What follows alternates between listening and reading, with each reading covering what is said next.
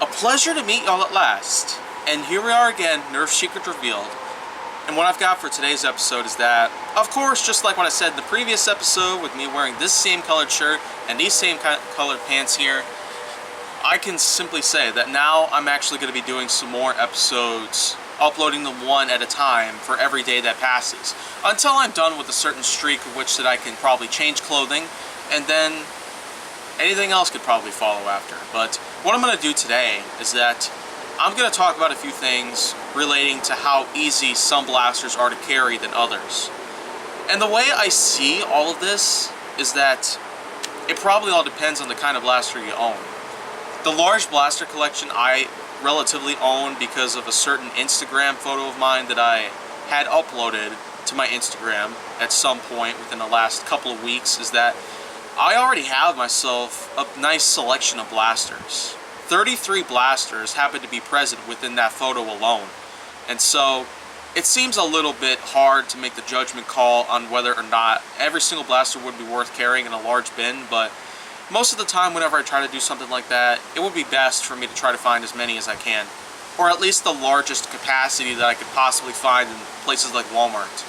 It would be very good to have a large collection of blasters, but it would simply be hard, especially if you're moving out of someone's house, trying to go somewhere else.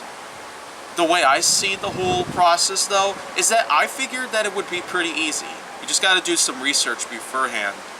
A lot of research. Especially when it comes to the size of each blaster, the kind of accessories they'll come with, the kind of darts you're also going to be taking with you, not to mention the kind of boxes you might also want to keep, especially if you're trying to sell it online within 50 years from now, because it might make a great collector's item.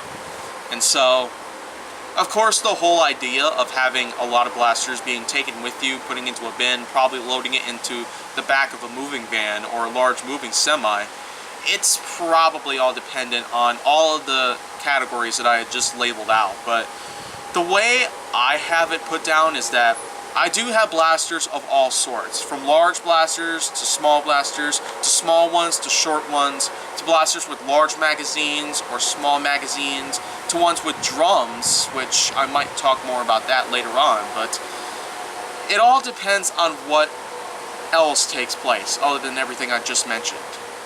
And so I feel like you could just give the benefit that any point that you might have to have some things taken with you, including your blaster collection, depending on how enormous it is.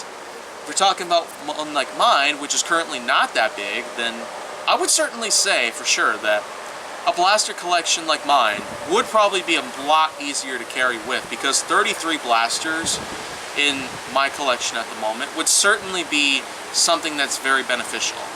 Because otherwise, if you had a blaster collection worth around 65 blasters or more, and I admit I've had that kind of threshold before in my life, especially with older pictures on Instagram, I feel like that it would be very dependent on everything that I had labeled out, along with anything else. If I had not already mentioned them well, I figure you might be able to identify them for yourself, but of course there might be a few things though that you might have to leave. Probably the pegboards that you'd hang up your blasters, or those bins, of course, that you had your blasters in. You might need to use them to be able to carry them with you. So, blaster size, bin size, the kind of capacity that would be able to hold how many blasters in it. Of course, fitting every blaster into a single bin is not always possible. I don't, in fact, see all of my blasters being able to fit into a single bin that's around 21 inches in width, about a few feet in height, not to mention about as long as my whole wingspan. I really don't see much of that really happening here, but that's of course the reason why there are in fact extra bins that can be found in some areas of the house. Or depending on where you live, you have a large collection of bins that you generally use for storage. You might be able to have some other bins that are empty to be able to use them with you, but again, the size of the bin or the capacity of the bin based on volume and cubic measurements would be all dependent on the size of the blasters that would be able to fit in them. So I feel like that just concludes that part there, but again, I had already just said that drums are going to be another thing I'm going to be talking about for tomorrow's episode, that is. So that's what you'll be hearing me talk about. Unless if you don't want to hear me talk about drum magazines and the like, then you can probably skip on to the next episode. But, of course, it'll come out tomorrow. But if you want to see more about Nerf Secrets Revealed and about what will go down on my channel in the future, make sure that you like, subscribe, comment, follow me on social media, and stay on the Hollywood side.